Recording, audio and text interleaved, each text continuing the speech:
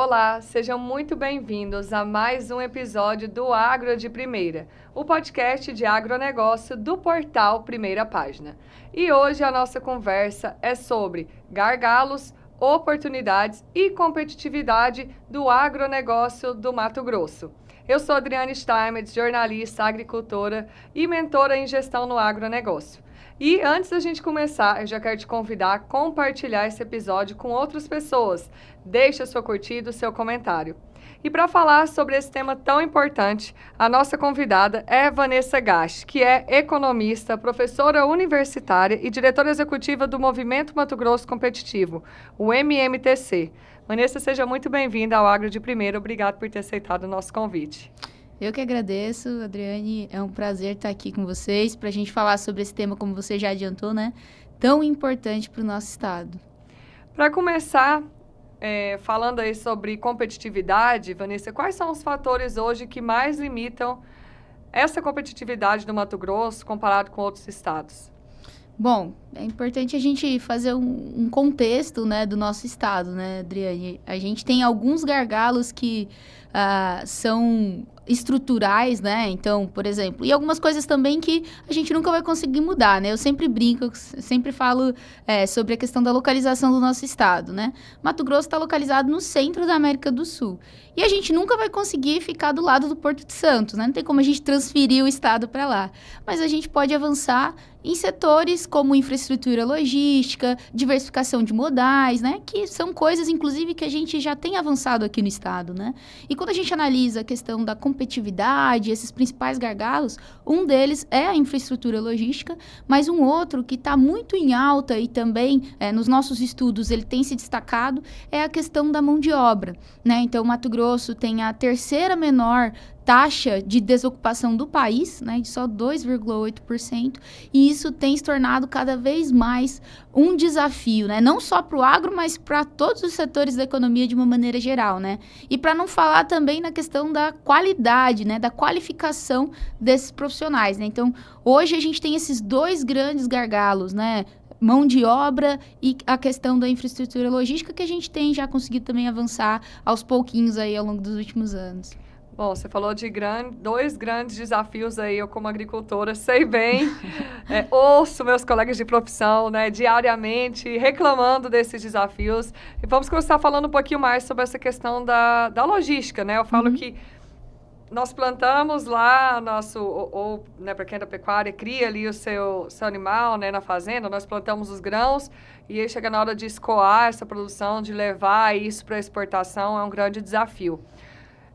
Que medidas que podem ser feitas, como ferrovias ou hidrovias, o que pode ser feito para tentar amenizar, ou novas rodovias, né, para tentar amenizar um pouco esse desafio?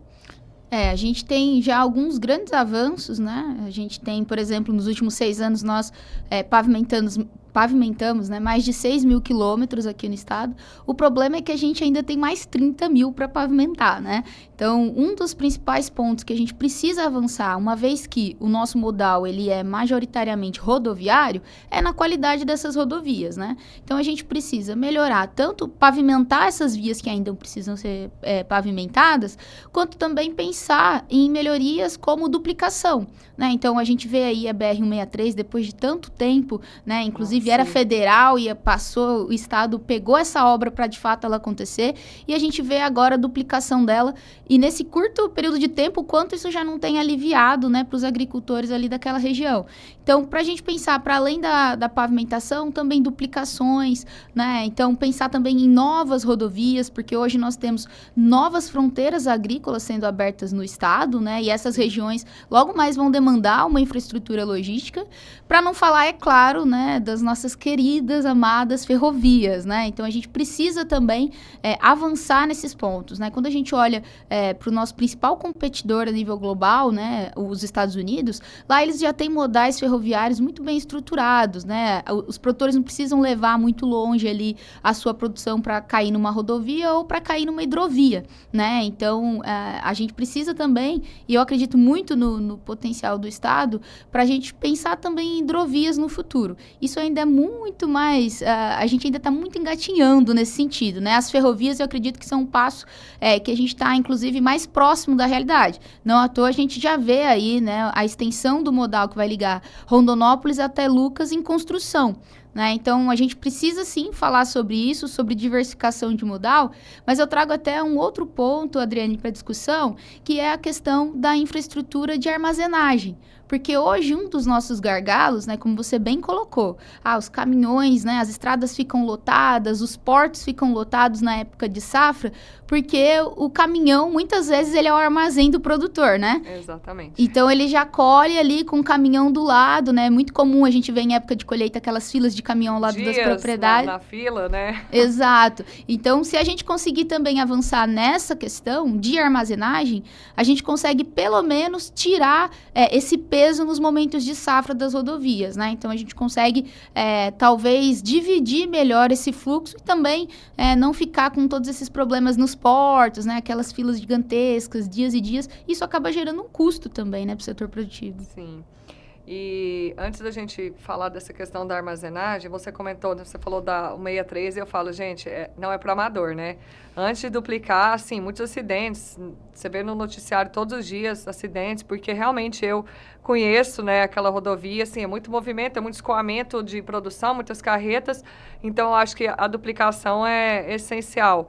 E você falou de um modelo dos Estados Unidos, né? Então, assim, lá praticamente tudo é duplicado, então acho que nós devemos olhar para lá, mas tem alguns outros modelos que já acontecem aqui em outros estados que nós podemos também pegar de inspiração ou só o que acontece lá em outros países? Não, a gente tem outros, né? Quando a gente vai para o sul e para o sudeste, né? Inclusive, quem já foi de carro de Mato Grosso até São Paulo, a gente brinca que é perceptível quando você está entrando em outro estado, né? São Paulo. Então, exatamente. Você saiu do Mato Grosso, caiu no Mato Grosso do Sul, você percebe que você saiu de Mato Grosso, até porque hoje a gente tem ali até Rondonópolis duplicado, né? Sim. Quando você entra em São Paulo, é nítido a mudança, né? As rodovias são pistas largas, às vezes 4 rodovias, né? Só 4 pistas só para ir, 4 pistas para voltar. Mesmo que tenha um custo de pedágio, né? Que a gente sabe que tem, mas pelo menos a qualidade da rodovia, ela é outro padrão, né? Assim, é muito nítido a diferença que a gente tem.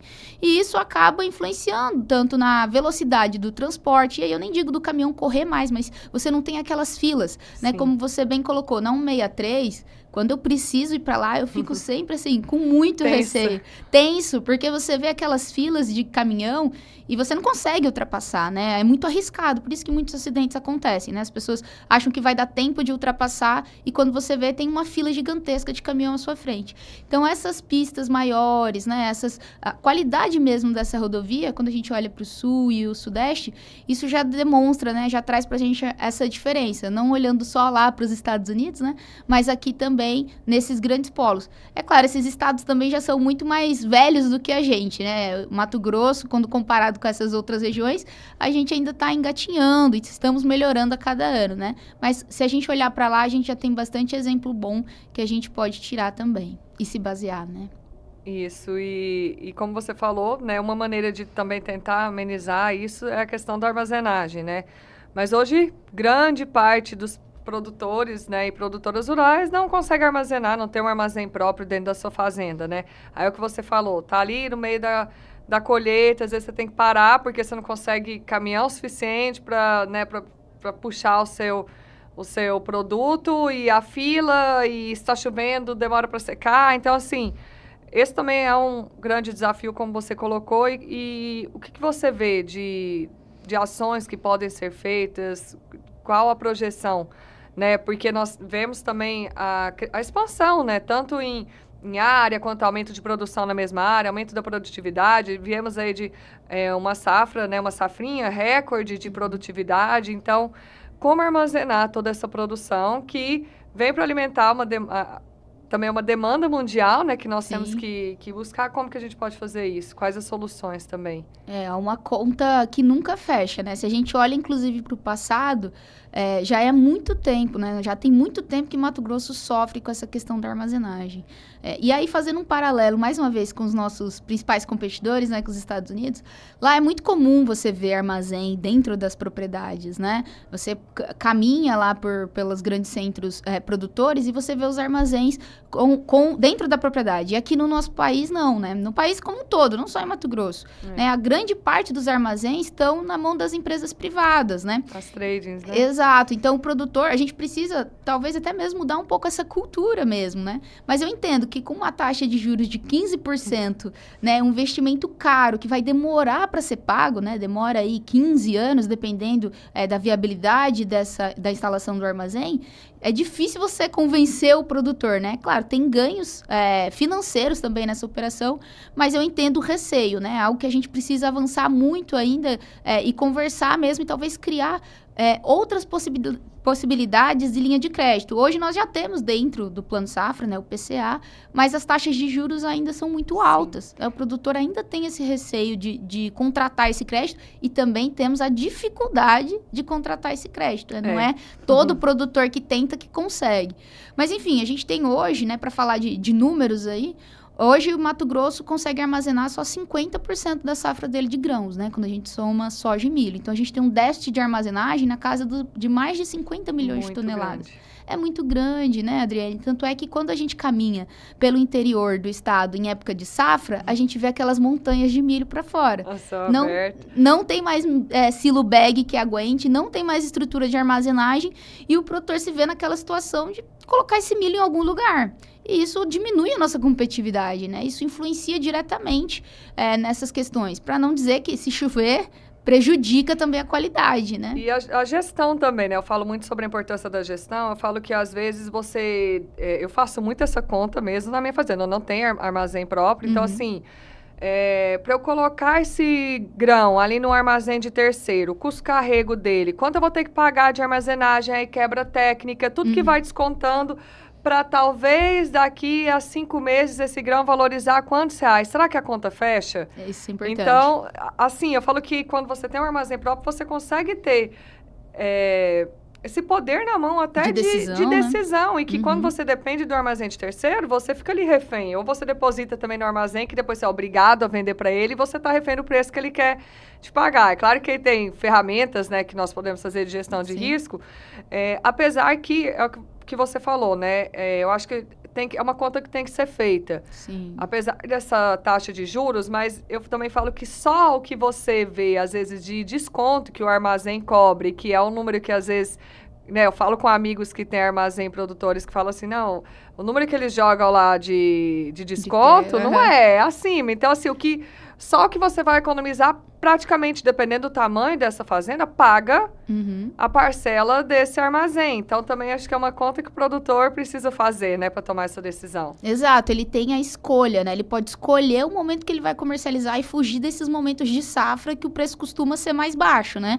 Para além que ele pode rentabilizar esse armazém, também armazenando de outros, né, ali de produtores no entorno dele. Então, se ele tem uma capacidade suficiente para guardar a safra dele e também das pessoas que estão no entorno, ele consegue também rentabilizar dessa forma, né? Uma outra possibilidade são as cooperativas, né? Então, fazer isso por meio de uma cooperativa, juntar alguns produtores ali, fundar a sua cooperativa e fazer também uma estrutura de armazenagem.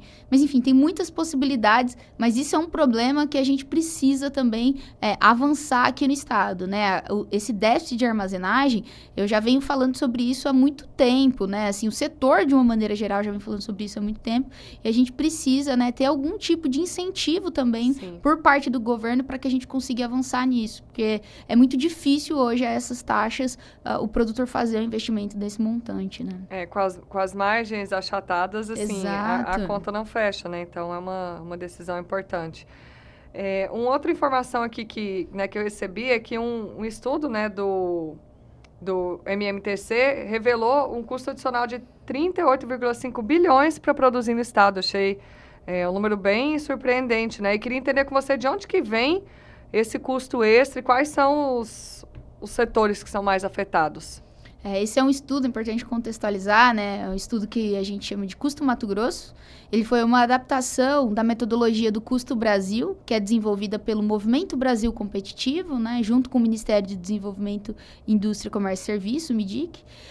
E nós adaptamos essa metodologia com os dados de 2023, né? Adaptamos para a realidade do estado e comparamos Mato Grosso com os estados mais desenvolvidos do nosso país, que na nossa visão ali são os estados do Sul e o Sudeste, né? Que já erraram no passado, né? E estão mais desenvolvidos agora. Então, ao comparar o custo para a gente produzir aqui, e aí é importante colocar esse custo de se produzir, né? A gente não está falando de nenhum setor em específico. Então, não estamos falando nem do agro de uma maneira específica, nem da indústria, nem do comércio. Mas sim o custo empresarial, né? Porque quando a gente vai entrando num setor específico, a gente corre o risco de acabar deixando um outro de lado, né? Então, a gente optou por fazer essa análise a nível empresarial, assim como é no Custo Brasil também, né?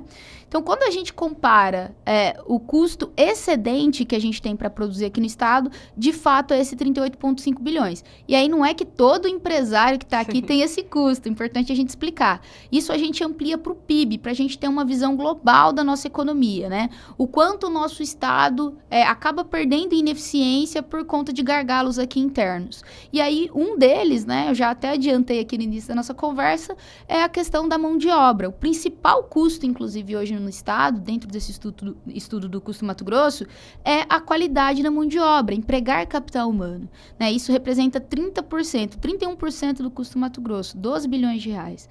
E aí a gente identificou que isso é por conta mesmo da quantidade de anos de estudo. Aqui os nossos trabalhadores, né, eles são menos qualificados, menos tecnificados do que os trabalhadores dos estados do Sul e o Sudeste.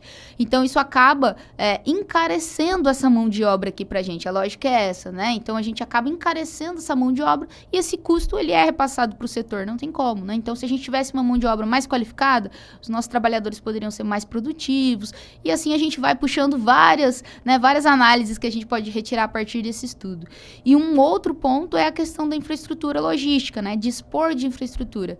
E aí, dentro desse estudo também, é importante a gente ressaltar que nem tudo que está aqui é um problema do governo do estado, né? Algumas coisas são de âmbito federal e outras precisam ser avançadas dentro do próprio setor produtivo da iniciativa privada, né? Então, a gente está agora, inclusive, esse estudo desenvolvido pelo MMTC, ele foi divulgado em abril, e agora a gente está num momento de construção, inclusive, de uma agenda de redução desse custo. Então, a primeira etapa foi esse diagnóstico, entender quais eram os principais gargalos, para agora a gente ver como a gente vai reduzi-los, né? Então, é importante fazer um diagnóstico, mas mais importante ainda é a gente decidir como a gente vai resolver esses problemas, né? E agora a gente está nessa etapa desse estudo. E como você falou, né, a mão de obra também eu vejo que é uma grande dor dentro do setor, né? Acredito que em todos os setores, mas no agro, mais ainda porque eu falo que é uma realidade que você precisa de uma mão de obra que queira se deslocar para a fazenda, às vezes deixar a família na cidade, ao mesmo tempo que vai lidar com equipamentos que tem muita tecnologia, então precisa todo um conhecimento, né, para lidar com esses equipamentos. Como que nós podemos também solucionar esse déficit de mão de obra especializada no nosso setor do agro? Isso é de fato um problema, né, Adriane? Quando a gente vai pegar aí, tem uma fala do diretor regional do Senai aqui, o Carlos Braghini, que me marcou bastante. Ele sempre fala assim, antes, há uns anos atrás, né, 20, 30 anos atrás, um trator era ferro sobre rodas, né? Hoje é um computador sobre rodas, né? Então, você precisa de uma mão de obra ali qualificada para conseguir manusear aquela máquina, porque imagina, né, uma máquina, 5 milhões de reais, você está colocando aquela pessoa para mexer naquilo ali, e muitas vezes essa pessoa, ela não sabe, não consegue utilizar tudo que aquilo ali tem a oferecer.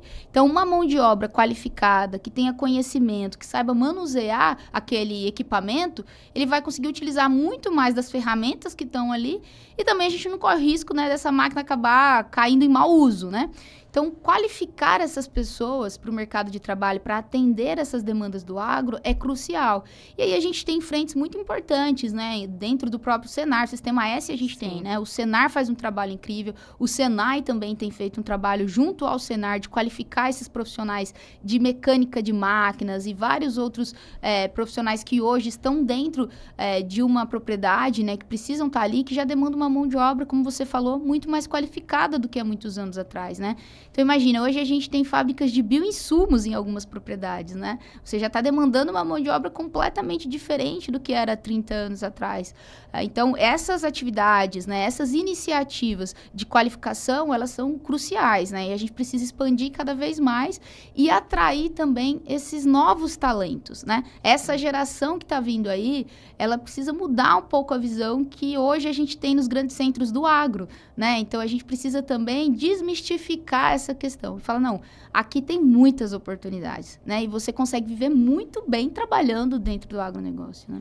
E você colocou a questão da qualificação. Eu falo muito também sobre gestão de pessoas e eu sempre falo, né? Às vezes é melhor você contratar caráter e desenvolver habilidades. Então, aquela pessoa que ela quer aprender, que ela está disposta, como você falou, esses jovens, né? Que, querendo ou não, é um mundo que atrai, né? Tipo, se é tecnologia, as máquinas, é algo de conquistar também, né? Esses jovens que estão ingressando no mercado de trabalho. E aí eu vejo também a questão do papel do produtor e da produtora rural, que eu falo que às vezes eu chego para alguns produtores e reclamam de mão de obra, eu falo, tá bom, então quantas reuniões você faz com o seu time? Reuniões? Tipo, nenhuma. Pra quê, né? Às vezes tem 50 colaboradores e nunca fez uma reunião. Como assim não fez nenhuma reunião? Então, eu falo assim, o papel do líder também, de não só dei um curso e vou largar essa mão de obra ali, mas até porque eu falo que não é salário que mantém, né, a mão de obra, porque são outras coisas, outros valores, a cultura. Então, como que você vai fazer para reter também, né? Então, às vezes pegar essa mão de obra, pagar um curso, investir, capacitar, mas também reter e fazer essa gestão de pessoas, que eu acho que ainda é algo muito carente dentro do nosso setor, né? Como que você vê isso? Exatamente. Assim, hoje acho que a maior dificuldade é reter esse trabalhador, como você comentou na pergunta anterior, né? Hoje, imagina, você tem que convencer uma pessoa a ficar longe da família, às vezes, né? Numa propriedade a 50 quilômetros da cidade, sem uma ligação com asfalto, né? Então, a dificuldade para o produtor rural, para a produtora rural, de reter esse talento na propriedade, ele é muito maior. Mesmo que por um período, né? Muitas vezes essa pessoa pode ser um safrista, né? Enfim, mas ainda assim é uma dificuldade muito grande. E você ter essa gestão dentro, você criar essa cultura dentro da sua propriedade, ela é importantíssima, né? Então, cada propriedade pode ter a sua cultura, e é a sua cultura empresarial. Porque outro ponto também que eu sempre defendo a gente tem que tratar a propriedade como uma empresa, né? Mesmo que ela seja familiar, exatamente. A gente precisa ter uma gestão, a gente precisa pensar nesses processos de liderança, mesmo que seja ali mensalmente, mas a gente precisa ter reuniões de alinhamento. Qual que é a visão desse dono da propriedade, dessa dona da propriedade para o futuro daquela empresa, né? Quais são os valores daquela propriedade? Então, você passar isso para o funcionário que está ali, para o seu colaborador, também faz a diferença. É claro que o salário também importa, mas você ter um ambiente seguro, um ambiente que você se sinta valorizado, que o dono vem e fala com você, que tem reuniões de alinhamento, que você sabe aonde você vai chegar, que tem uma conversa transparente, com certeza isso também faz todo sentido. Principalmente para essa geração nova, né? Que é muito voltada a essa questão de qualidade de vida, de se sentir valorizado, né? Então, é importante esses rituais de gestão também, né? Dentro de uma propriedade. É uma empresa como qualquer outra, né? E como você falou, e fazer eles enxergarem a questão da oportunidade salarial mesmo, que às vezes esse jovem vai ter uma oportunidade de um ganho de salário ali na fazenda, né? Que ele não vai ter na cidade. E às vezes você proporcionasse um acesso à internet, outras coisas que vão atrair, né? Eu acho que são importantes. Eu, inclusive, já fiz alguns estudos sobre isso quando eu estava ainda no IMEA, fiquei uma temporada grande lá, sobre a dificuldade do produtor em reter trabalhadores dentro da propriedade, né? E um dos pontos era exatamente esse, era a questão do acesso à internet. Isso era visto como um diferencial. Então, olha a discussão que a gente tem ainda aqui no estado, né? Aí eu volto e puxo para a questão da competitividade, né? A gente ainda está discutindo o acesso à internet no interior do nosso estado. E ainda digo mais, né? Alguns municípios não têm nem internet móvel, né? Quem dirá internet banda larga. Então, a dificuldade, ela chega nesse nível de conversa, né? Então, a gente conseguindo avançar, e aí, por exemplo, a gente tem agora novas opções, como Starlink, né? Enfim, que acaba auxiliando o produtor nisso. Mas isso é um diferencial numa propriedade, né? Você acaba conseguindo reter esse funcionário ao você oferecer essa internet, por exemplo, porque muitas vezes a família fica na cidade. Então, ele precisa conversar com a esposa, enfim. Então, esse é a dificuldade, né? Para falar de mais um gargalo, um dos gargalos que a gente tem aqui.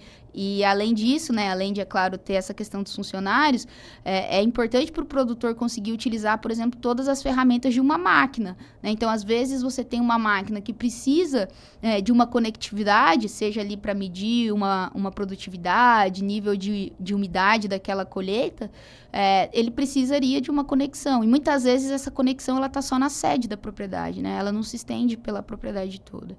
Enfim, então, mais um ponto aí que a gente puxa nessa questão de competitividade.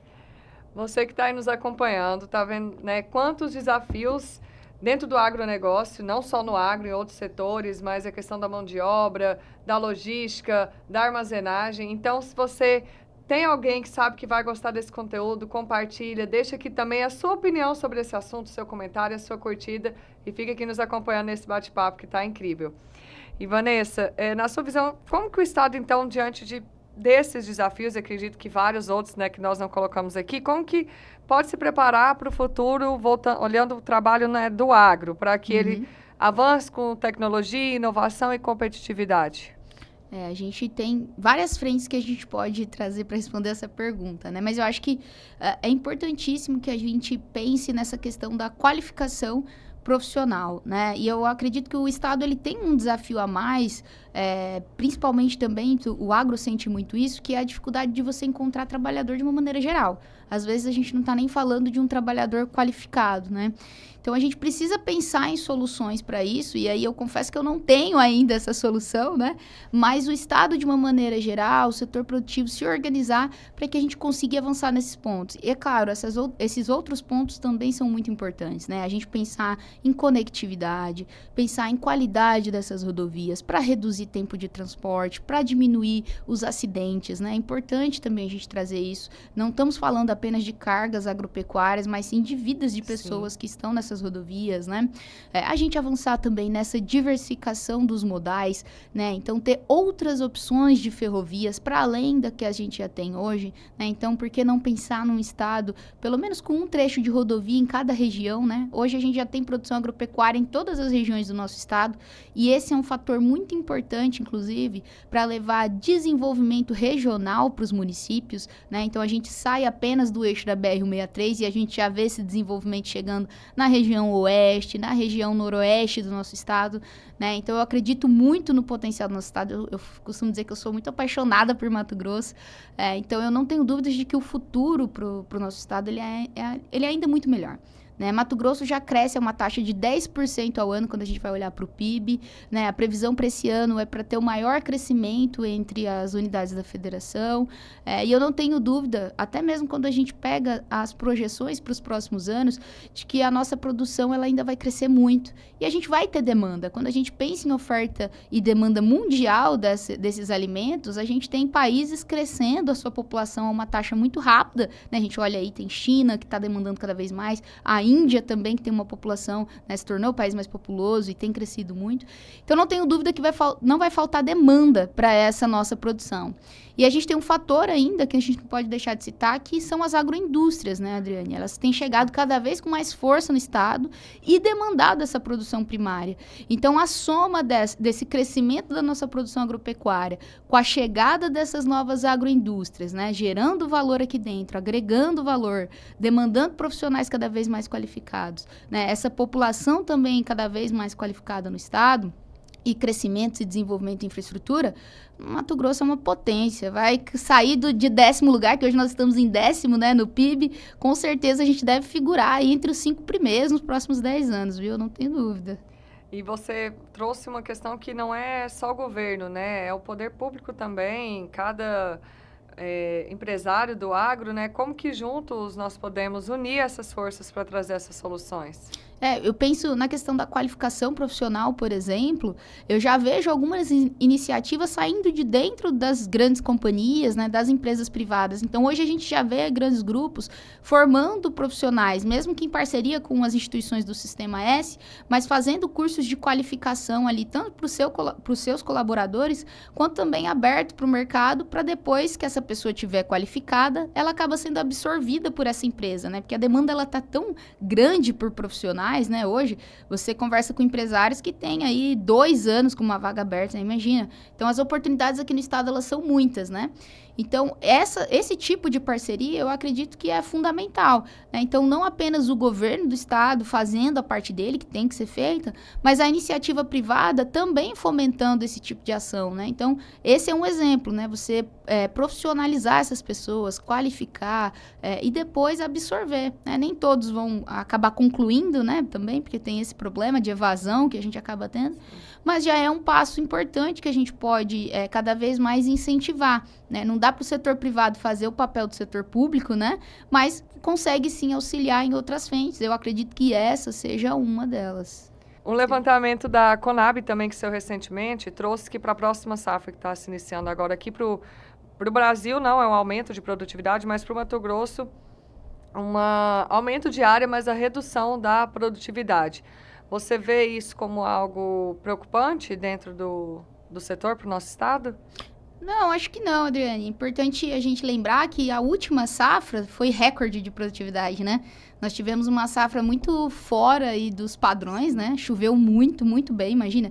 A gente tinha chuva até maio, né? Isso é algo muito diferente para a gente aqui no estado, né? Mato Grosso tem períodos de seca e chuva muito bem definidos. Então, eu acredito que essas estimativas, né? As primeiras estimativas da Conab, elas sejam feitas com base na média, né? Então, na média dos últimos anos, a gente não teve produtividades tão grandes quanto a última safra. Sim. Então, eu acredito que seja mais esse fator mesmo. Se essa safra, né, a gente continuar nesse ritmo, tivemos um pouquinho de problema no início, mas agora, pelas últimas vezes que eu vi, inclusive a nossa semeadura já estava adiantada, né, tanto comparado à safra passada, quanto também a média dos últimos 5 anos, né.